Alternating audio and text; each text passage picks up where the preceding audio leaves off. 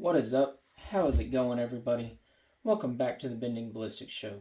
Today, what we're going to talk about is what is the difference in all these different grades of aluminum that we see within the firearms industry. We see a 70-75, a 60-61, a 50-52, and a 60-63. What does all this mean, and how do I understand this? So, in this video, I'm hoping to get you a little bit of understanding of what all this means. A little bit of a background: I've worked in the aluminum industry for about 5 years as a aluminum caster, an aluminum extrusion operator, and a machinist, as well as what I do now in the aluminum industry. So hopefully I can give you a little bit of knowledge about it, just enough to be dangerous when it comes to understanding this. Maybe you'll watch this video and you'll be like, never thought about that. Get an interest in aluminum. Aluminum is a very interesting metal to work with. So, what does all this mean?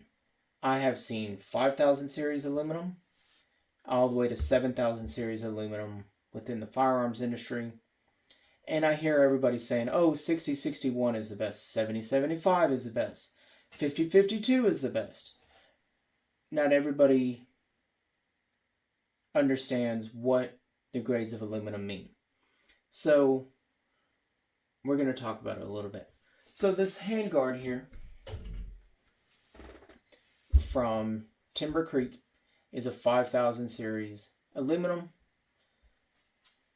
It is a 50-52 extruded aluminum. So it is a softer aluminum than the 60-61 from Wilson Combat right here. So what does that mean? They both have a T6 anodizing hardness on there.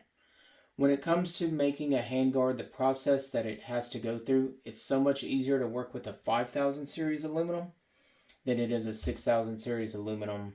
Even though they're both molten, the 5,000 is a little bit thinner because it doesn't have as much zinc or copper or magnesium in it. Normally the magnesium will be a little bit higher, or the copper will be a little bit higher between the two. And it just makes it that much easier to work with. Now, magnesium does cook off during the aluminum process of making aluminum. You can heat magnesium up and cook it off. So there is that process that you can do. It takes a very long time to do that while it is sitting inside a furnace. And most companies don't do that. They'll just regrade and cast the aluminum and start a fresh batch. Now, what is our 70-75 aluminum? So you'll see many companies say we've got a 70-75 T6 aluminum. So our 70-75 aluminum is 31% stronger than our 60-61 aluminum. Like this Wilson Combat is a 60-61. You look at another company that uses 70-75 T6 aluminum. Your 70-75 aluminum is going to be 31% stronger than your 60-61 due to the zinc contents of the aluminum. So, okay, we're getting a little bit of knowledge. We're understanding that 70-75 is stronger than 60-61. Okay, what does this T6 or T4 or T8 mean?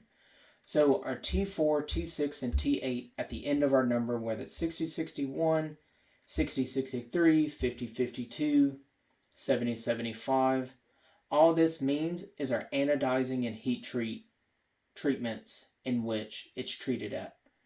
So our T4 treatment is going to be a thinner treatment on our anodizing and our heat treat than what our T6 is. Generally, a T6 is a two-stage process of a heat treat and an anodizing done at 2 separate times, and then our T8 is generally done at 3 different times. It just depends. It's different with every manufacturer.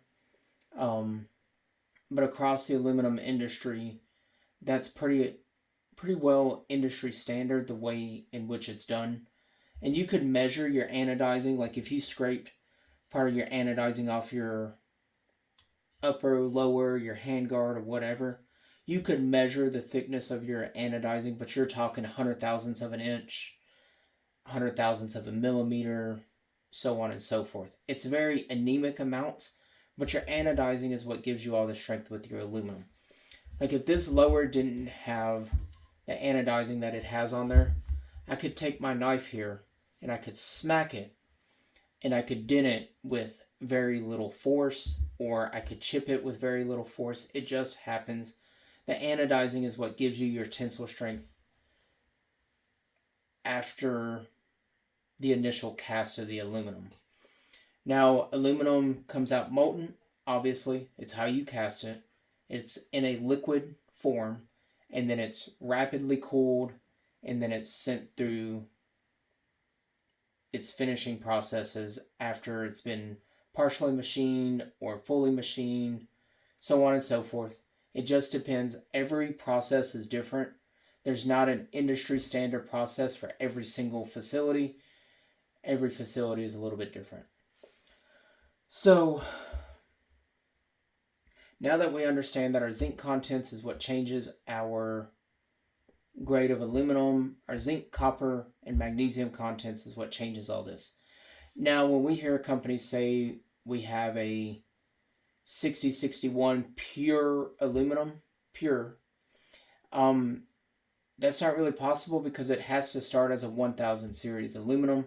Your 1000 series aluminum is your only pure, quote unquote, pure aluminum that you have, and it starts from the base chemical composition of aluminum, and then it's mixed all together. It's very dangerous, very hard to do, very caustic and toxic to do on the human body and the environment. So generally, your pure aluminum is going to come from overseas, where they're not under as many restrictions as which we are in the United States, just due to the manufacturing process in which 1000 series is manufactured. So, now that you have that little bit of knowledge, I guess that's about all I have. If you have any more questions, you'd like me to do this when it comes down to the steel, like the different steel that you have in your bulk carrier groups or your barrels and stuff like that, I can go into depth about that too. Now, I'm not as vast knowledge about that because I've never done steel manufacturing. I've never done steel casting. I've done aluminum, cast iron. That's it. I've never worked with steel. Now, I am not opposed to doing that research and explaining it to you guys. If you understand this or like this type of video, I can go into this. This is just an industry that I work in, which is the aluminum industry.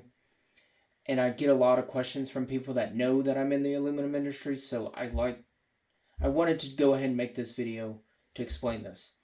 So, until next time, everybody, don't forget to like, comment, smash that doobly-doo.